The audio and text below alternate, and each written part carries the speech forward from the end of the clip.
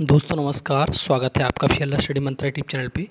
UP लेखपाल भर्ती में सुप्रीम कोर्ट के निर्देशानुसार ये कहा गया था कि 21 नवंबर के बाद का कोई भी कोर्ट केस हो, चाहे किसी भी प्रकार का हो, चाहे आंसर की संबंधित हो, किसी प्रकार का हो, हाई कोर्ट उसको इंटरटेन नहीं करेगा।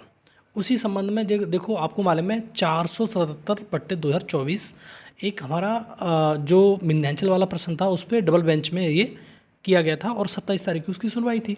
लेकिन 27 तारीख के जब कोर्ट केस का जब ऑर्डर आया तो उसमें स्पष्ट हो गया, जैसे मैं पहले भी बता रहा था आपको कि 21 नवंबर के बाद का कोर्ट केस किया गया है, इसमें तो कोई मतलब होना नहीं चाहिए कुछ भी। लेकिन जब कोर्ट केस का ऑर्डर आया तब ये चीज़ और स्पष्ट हो गई कि इस कोर्ट केस का कोई भी लेना देना नहीं है। फिर ये 15 तारीख इसकी डेट क्यों दी गई है, एक भी ये भी बात समझने वाली है कि 15 तारीख डेट क्यों दी गई है। 27 तारीख को सुनवाई हुई तो इसमें क्या हुआ, तो आपको कल भी मैंने बताया था, फिर मैं बताता हूँ आज इसके बारे में थोड़ा सा डिटेल में। लोग पूछ रहे थे कि इसमें जब ये कुछ है ही नहीं तो इसका मतलब क्या है, और डायरेक्ट क्या सुप्रीम कोर्ट में जा सकते हैं, क्या प्रोसीजर ऐसा है कि सिंगल बेंच का डायरेक्ट डबल बेंच में उसमें सुप्रीम कोर्ट में चला जाएगा, ये भी देखेंगे अभी। तो सबसे पहले ऑर्डर का भी एक लाइन बताता हूँ आपको मैं। देखो, कल का ही ऑर्डर है और ये कल के ऑर्डर में एक चीज़ बड़ा स्पष्ट रूप से बोली गई है। देखो, यहाँ से ये 3rd नंबर पढ़ लो या ऊपर वाला पढ़ लो, कोई दिक्कत नहीं है इसमें। Any petition filed after 21 November 2023 questioning any of the answer key to the questions in any of the booklet series और any other issue related to the subject examination shall not be entertained by the High Court. मतलब और emphasise supplied, मतलब उसको जोड़ दे के कहा गया है कि ये इस प्रकार का कुछ भी नहीं हो सकता कि 21 नवंबर का बाद का कोई भी कोर्ट केस इसमें फिल नहीं किया जाएगा।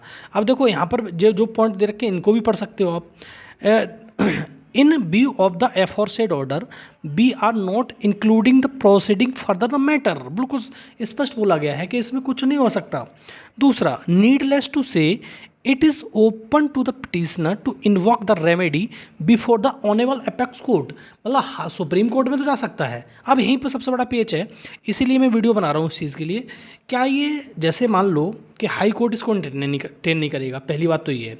हाई कोर्ट इसको मतलब डेट जरूर 15 जुलाई की है, क्या इसको इंटरटेन करेगा? बिल्कुल नहीं करेगा। उसने पहले ही बोल दिया कि 21 नवंबर के बाद का कोई कोर्ट केस इसमें कंसीडर नहीं किया जाएगा। अब ये कह रहा है कि सुप्रीम कोर्ट जा सकते हो अपने इसके लिए। क्या जो हाई कोर्ट की सिंगल बेंच के डायरेक्ट तुम डबल बेंच में बिना जाए सुप्रीम कोर्ट जा सकते हो? बिल्कुल नहीं जा सकते। ठीक है, इसलिए जो याची हैं वो पहले डबल बेंच में गए, डबल बेंच इसको खारिज करे तभी सुप्रीम कोर्ट में जाएंगे। तो डायरेक्ट ऐसा प्रोसीजर कोई भी नहीं है और उसको इंटरटेन करेगा नहीं। तो ये जो विंध्याचल वाला जो प्रश्न है दोस्तों, ये बात मान के चलना कि इसमें कुछ भी नहीं है। जब 15 तारीख को सुनवाई होगी तब भी यही होगा कि हम इंटरटेन ही नहीं कर पाएंगे तो कैसे आगे प्रोसीड करेंगे इसको। इनका सीधा सीधा मकसद क्या था मैं बताता हूँ। इनका मकसद था कि 21 नवंबर के बाद का कोई कोर्ट केस हाई कोर्ट में कंसीडर नहीं किया जाएगा। तो हाई कोर्ट क्या करेगा, इसको खारिज कर देगा। जैसे खारिज करेगा वैसे ही हम SLP लेके सुप्रीम कोर्ट में पहुँच जाएंगे। लेकिन डायरेक्ट सिंगल बेंच का ऑर्डर डायरेक्ट सुप्रीम कोर्ट में SLP लेके नहीं पहुँच सकते आप। बात समझो इस चीज़ के लिए, ठीक है दोस्तों। तो ये भी एक प्रोसीजर है। तो आप ये इसने कह जरूर दिया है तुम्हारा हाई कोर्ट ने कि आप चाहो तो सुप्रीम कोर्ट में अपील कर सकते हो, लेकिन सुप्रीम कोर्ट में अपील कैसी हो जाएगी, सिंगल बेंच का डायरेक्ट SLP बन के चली जाएगी, ऐसे नहीं होगा। तो इसीलिए 15 जुलाई को इसकी डेट रखी गई है। अब देखो 15 जुलाई को ये मेरे हिसाब से तो खारिज ही होना चाहिए, कुछ नहीं होगा इसमें। और इस पर हाई कोर्ट क्या निर्णय लेगा क्या नहीं लेगा वो तो वो जानता होगा कि 21 नवंबर के बाद का कोई भी court case high court entertain नहीं करेगा।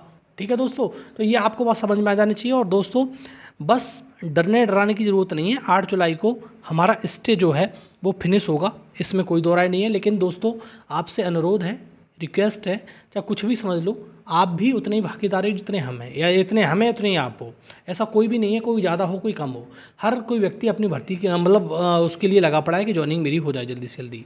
तो आपको बस इस जो फंडिंग है, जो लोग फंडिंग ले रहे हैं, तो फंडिंग के लिए आपको पीछे नहीं हटना है दोस्तों। अगर आपने फंडिंग कर दी है तो वेल एंड गुड है, अगर नहीं की है तो दोस्तों प्लीज़ आप फंडिंग कीजिए और उनके जो रिक्वायर्ड अमाउंट बताया है उन्होंने 25 लाख के समथिंग में उस वहाँ तक पहुँचाइए और थोड़ा सा इसमें फंडिंग में तेज़ी लाइए।